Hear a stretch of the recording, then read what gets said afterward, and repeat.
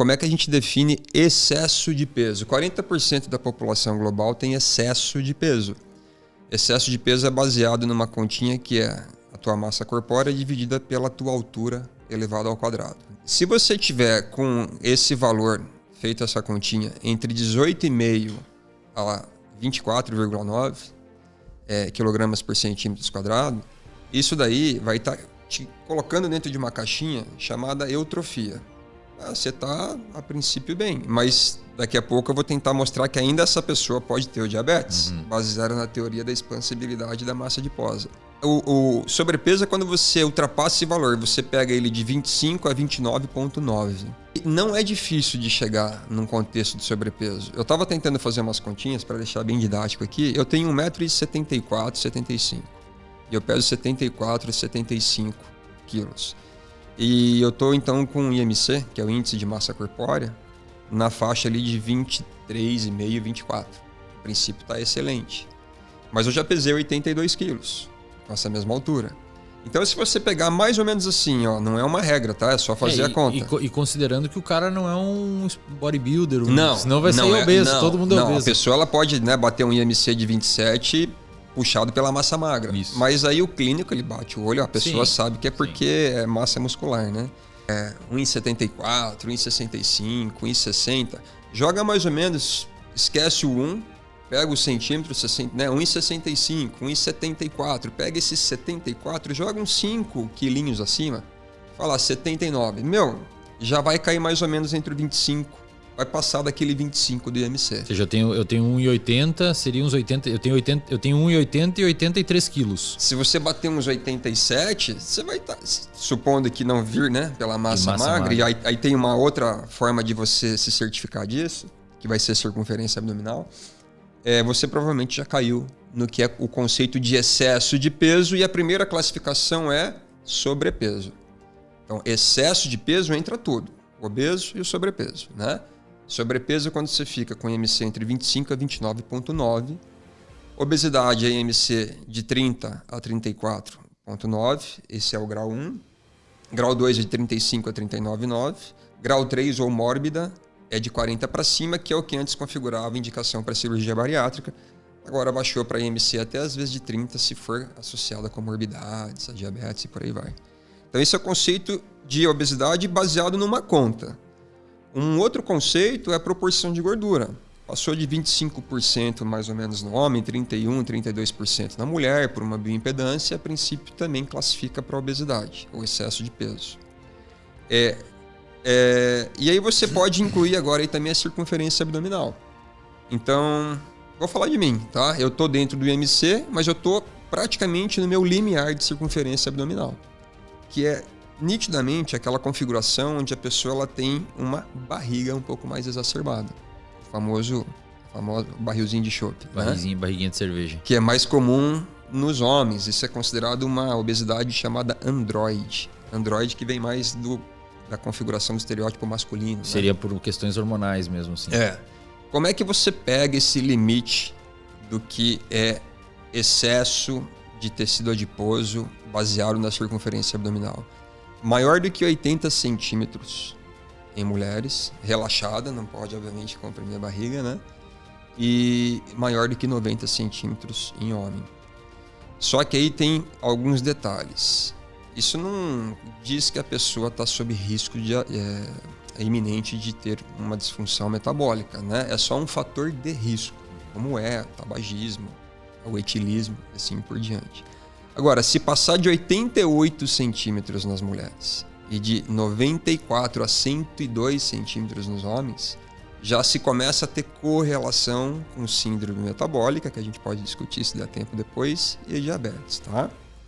Bom, para fechar a obesidade, o que é considerado obesidade? Uma quantidade excessiva ou anormal de tecido adiposo que pode afetar a saúde. Essa é a definição da Organização Mundial da Saúde. Vou repetir. É uma quantidade excessiva ou anormal de tecido adiposo que pode afetar a saúde. Se pegar o Colégio Americano de Endocrinologia Clínica, eles vão chamar de doença crônica baseada na adiposidade. Por que eu estou fazendo esse recorte? É para chamar atenção para as pessoas de que por mais que exista, e aqui é um tema um pouquinho mais polêmico, por mais que exista a empatia e por mais que exista o trabalho para que não se estereotipe as pessoas com obesidade, eu concordo, você não tem que julgar a pessoa pela massa corpórea que ela tem, você não pode dizer para essas pessoas que não há nenhum risco à saúde. Isso é um desserviço. E assim, professor, eu sempre falo assim, a nossa luta de clínicos e pessoas que falam de saúde não é contra a pessoa que está com obesidade, mas contra a obesidade. Exatamente. Perfeitamente, tá? Por quê? Porque existem riscos e riscos e riscos em todos os sentidos. Psicológicos, cardiovasculares, metabólicos, articulações. Você imaginar risco para alguns determinados tumores, né? Professor, se ficar o ar no senhor aí, o senhor avisa, tá? Então, pessoal, a gente definiu o que é sobrepeso, o que é obesidade, né? Sobrepeso entre 25 e 29,9, obesidade bateu de 30 para frente. Ambos estão dentro do excesso de peso, 40% da população mundial, 50% do brasileiro já tem excesso de peso. 50% já bate em 50%. Floripa, por exemplo, já tem 53 ou 4% de excesso de peso. Aí se você agora olhar só para obesidade, na faixa de 13 a 20%. O Brasil tem hoje, deixa eu ver, no mundo a gente tem em torno de 2 bilhões de adultos com obesidade. E o Brasil ele deve estar provavelmente entre os 5 países com o maior número absoluto, né? Dado o tamanho continental do país, de crianças com obesidade. Tá? Então não é brincadeira não. Por quê? Porque isso impacta muito na capacidade de trabalho cognitivo, em todos os aspectos lá na frente. E um ônus gigantesco para a saúde pública em geral. O impacto da saúde é tremendo, né? Então isso é obesidade. Daqui a pouco a gente vai linkar como é que a partir do excesso de massa adiposa eu posso estar sob risco de desenvolver o diabetes e efetivamente desenvolver o diabetes ou não. Agora, o que é o diabetes? O diabetes, basicamente, do ponto de vista clínico, é hiperglicemia. É a quantidade de glicose no sangue. Como é que a gente define isso, né? Do ponto de vista clínico, como biomarcador? Se você está lá num teste em jejum, 8 horas de jejum, pode ser um pouquinho mais, e avaliar uma glicemia que ela alcançar 100 mg por decilitro e for até 125, você hoje já é encaixado clinicamente no contexto de pré-diabetes. Antes você tinha que passar de 110. Hoje, as associações elas já perceberam que você tem que antecipar esse ponto de corte para as pessoas ficarem mais espertas e saberem que há uma chance de remissão. Isso é legal, viu? Quem está em pré-diabetes pode fazer remissão, tá? Com alteração de estilo de vida. Se você bater uma glicemia de 126 mg por decilitro, daí para cima, em jejum, é diabetes. Repetiu, deu de novo, é diabetes. Ou 200 mg por decilitro, ocasional. Em qualquer situação. Comi uma caixa de bombom aqui agora, medida aqui 30 minutos, passou de 200, diabetes. Tá? Então, pré-diabetes entre 100 e 125, diabetes 126 para cima, tá? Por que é importante saber o que é o pré-diabetes? Porque é uma janela de tempo que a pessoa tem ainda muito boa para fazer a remissão. Sair do pré-diabetes e tá tudo bem, obrigado, né? Inclusive o diabético pode fazer remissão se ele conseguir trabalhar isso no início. Antes de você, só para pegar esse gancho, quando eu estava fazendo inclusive a disciplina do senhor lá, eu li tava tendo uma apresentação que a gente fez lá, numa aula que eu dei.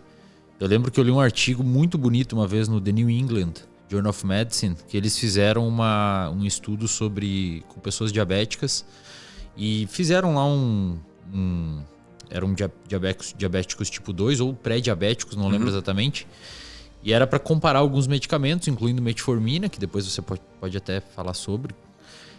E estilo de vida. Mudança de estilo de vida. É impressionante o impacto que mudança de estilo de vida tem. Não, total.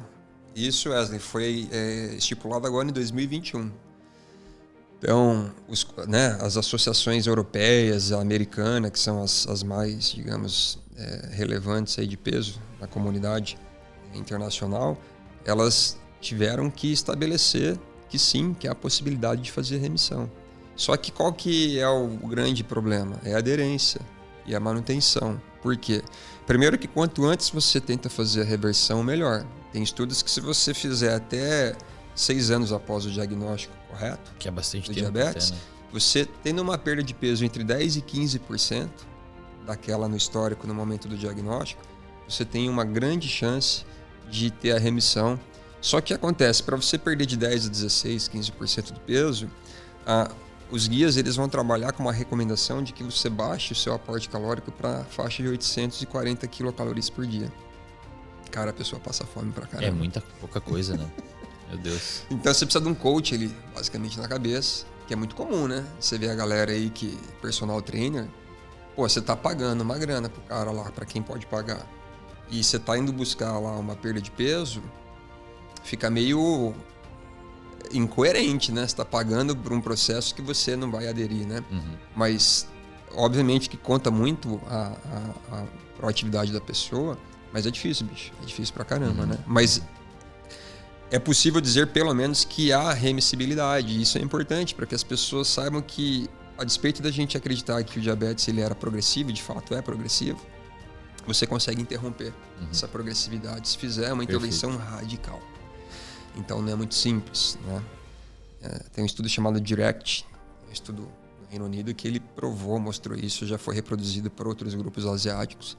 Então, se você conseguir perder de 10% a 15%, isso se sustentar por 6 meses, o benefício pode ser visto em até 3 anos, só que você pode, não mantendo a adesão, voltar, retornar, né?